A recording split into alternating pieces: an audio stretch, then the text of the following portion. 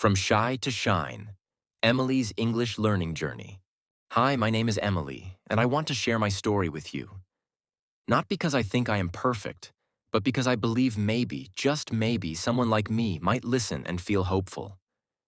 I was once afraid to even say hello in English. But today, I can speak, write, and help others who were just like me. I still remember that morning clearly. I was just 7 years old. My mother tied my two small ponytails and gave me my small water bottle and a tiffin box.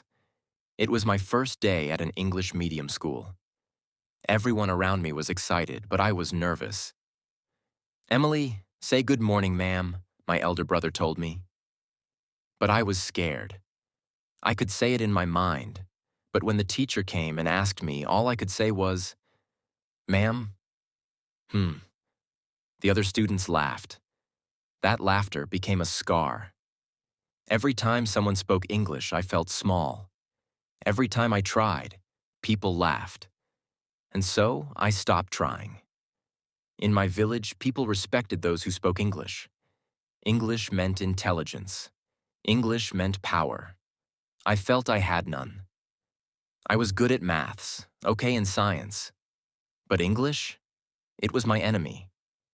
In class, whenever the teacher asked us to read a paragraph, I would pray, "Please not me. Please not me." But one day she did. I stood up, looked at the page, and started reading. My tongue felt heavy. Words blurred. There is a dog. Someone giggled. I froze. The teacher didn't scold me, but she moved on quickly. That evening, I went home and cried.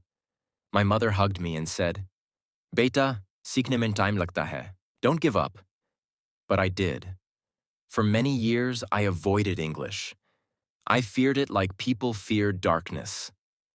At age 16, we visited my aunt in London. It was a big thing for me. Everything there was fast. Buses, tubes, people, and even their English.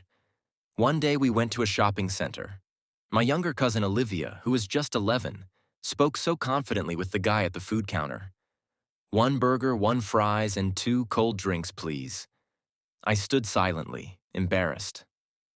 "Emily, why are you so quiet?" she asked. That night I looked in the mirror and whispered, "I want to speak. I want to learn." Back home, I took out my old grammar book. Page 1, alphabet. Page 2, vowels and consonants. This is too basic, I thought. But I still did it. Then I discovered YouTube. I typed, "How to speak English for beginners." I watched my first video. "Repeat after me. My name is..."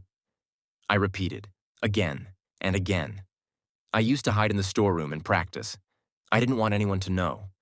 Slowly, I made it a habit. 15 minutes a day. One day, I watched an English story with subtitles.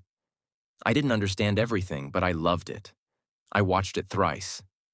Then, I downloaded an English-speaking app.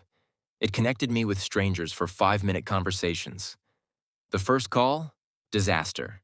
I said, "Hello, how you?"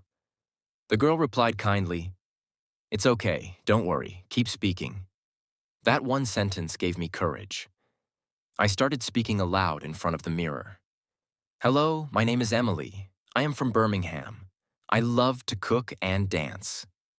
It felt weird, but slowly, I improved.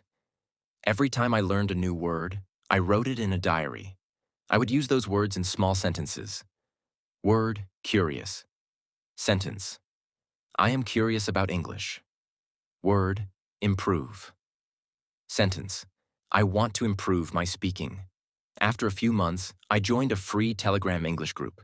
There, we shared voice notes. It was scary at first, but others were like me, learners, not experts.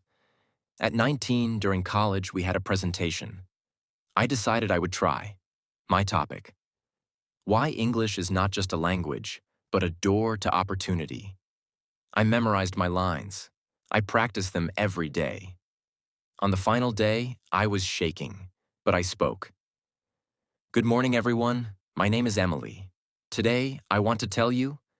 People listened. Some smiled, and when I finished, they clapped. I almost cried, not because of the claps, but because I had finally spoken. Now I'm 22. I work as a receptionist in a small hotel. I talk to people from different cities. My English is not perfect, but I speak with confidence. I also started a small YouTube channel, English with Emily. I tell people, you don't need to be fluent. You just need to start. One day, a message came from a girl named Sophie. Didi, I saw your video. I also felt scared, but now I will try. And I knew my journey was not just mine. It was for others too. As my YouTube channel grew, I found a small community of English learners who regularly joined my live streams and classes. We called ourselves the Daily Speakers Club. Every morning at 7 a.m., we would have a 20-minute session where each person would describe their day in English. We made rules.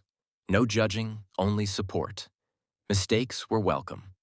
Laughter was a must. One member, Rishi from India, struggled to pronounce vegetable. We all laughed, not at him, but with him. And the next day, we all practiced that word together. From that club, real friendships were born. And slowly, everyone started speaking better English. One day, my old school teacher invited me back to speak at the annual function.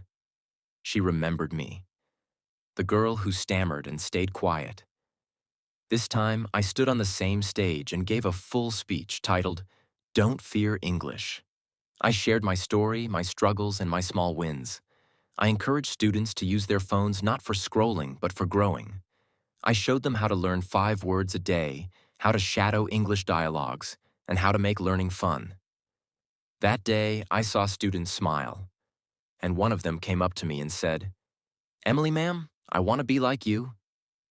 At 24, I applied for a volunteering program in Singapore where I had to teach English to children in low-income communities. I was scared again. New place, new people, fast English. But I reminded myself, if I could learn, I can help others learn. In Singapore, I met children who reminded me of myself. They were shy, silent, but smart. I used games, songs, and stories to teach. We played word treasure hunt, where kids had to find English words around the room. We made a small drama performance titled From Silence to Voice. It was my idea, and they performed it beautifully. That experience made me fall in love with teaching. Today, I've completed a teaching certification. I teach part-time in an online English academy. I'm still learning too. I still make mistakes. But I no longer hide. I write blogs, record podcasts, and even dream in English sometimes. It feels unreal. Recently, someone asked me, Emily, what was your turning point? I smiled and said, it wasn't one moment. It was every small step. Every time I said a word I was afraid of. Every time I corrected myself instead of quitting. I'm Emily. I started with fear. Now I speak with hope. If you're listening to this, remember, you don't need to be perfect to begin. You just need to begin. Every learner has a story. This was mine. Thank you for listening. Let's grow, one English word at a time.